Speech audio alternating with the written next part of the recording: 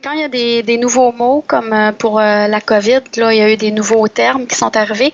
À ce moment-là, on va toujours aller se référer à la communauté sourde parce que les nouveaux signes doivent toujours venir de la communauté sourde, des sourds eux-mêmes. Eux, ils vont se concerter, ils vont discuter, ils vont chercher qu'est-ce que ça veut dire ce mot-là exactement, avec toutes les nuances, les subtilités du terme.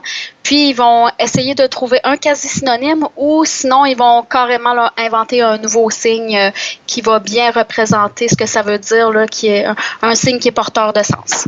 Moi, j'interprète notamment là, à l'université aussi. J'ai des étudiants dans différents programmes. Fait que souvent, il y a des termes techniques. À ce moment-là, je vais m'asseoir avec l'étudiant, on va discuter, on va chercher qu'est-ce que ça veut dire. On va trouver un signe qu'on appelle un signe maison, qu'on va utiliser pendant le parcours universitaire de la personne, mais ce signe-là, on ne le diffusera pas. C'est un signe on va avoir comme une convention entre nous deux, puis c'est tout. Quand le parcours universitaire est fini, on abandonne le signe. La COVID, il n'y avait pas de signe avant, donc le signe pour la COVID, c'est celui-là. On voit là, visuellement, là, on voit le virus, le rond avec les petits pics tout le tour. Fait que c'est un signe très visuel. Ensuite, confinement, ça dépend. C'est un terme où il n'y a pas vraiment de signe précis. Ça va toujours aller avec le contexte. Fait que soit on va dire maison, on reste, ou on faisait la différence avec la quarantaine aussi, où est-ce que là c'était maison, on reste, mais interdit de sortir. Fait que c'est beaucoup du paraphrasage. Ça peut être si c'est déconfinement, à ce moment-là, ça va dépendre. Si on parle de déconfinement dans le sens que les magasins, les écoles, les hôpitaux ouvrent, on va faire ouvre, on va placer les établissements, l'hôpital, l'école, puis on va ouvrir comme ça.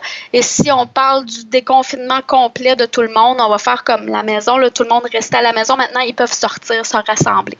Fait que c'est beaucoup du paraphrasage pour le confinement, déconfinement. L'autre, la distanciation sociale, on va faire comme si nous, on est là, puis on repousse les gens là, le plus loin possible de nous. Si on précise que c'est la distanciation de 2 mètres, on va faire le signe 2 mètres, comme ça. Transmission communautaire, ça a été un petit peu plus compliqué au début.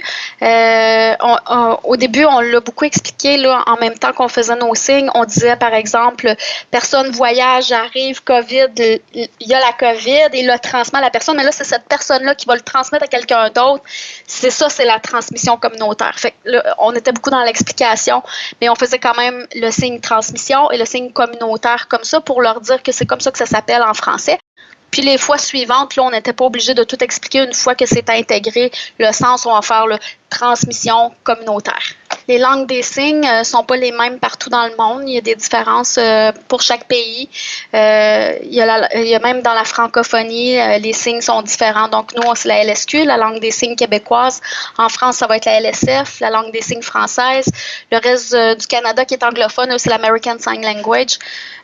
Donc, là, dans chacune de ces langues-là, il y a des similarités, mais il y a beaucoup de différences aussi. C'est des langues à part entière là, qui sont différentes, qui ont leur propre grammaire et puis leur propre syntaxe. Il y a aussi des régionalismes dans la langue des signes. Par exemple, Québec, Montréal, il va y avoir quelques signes différents.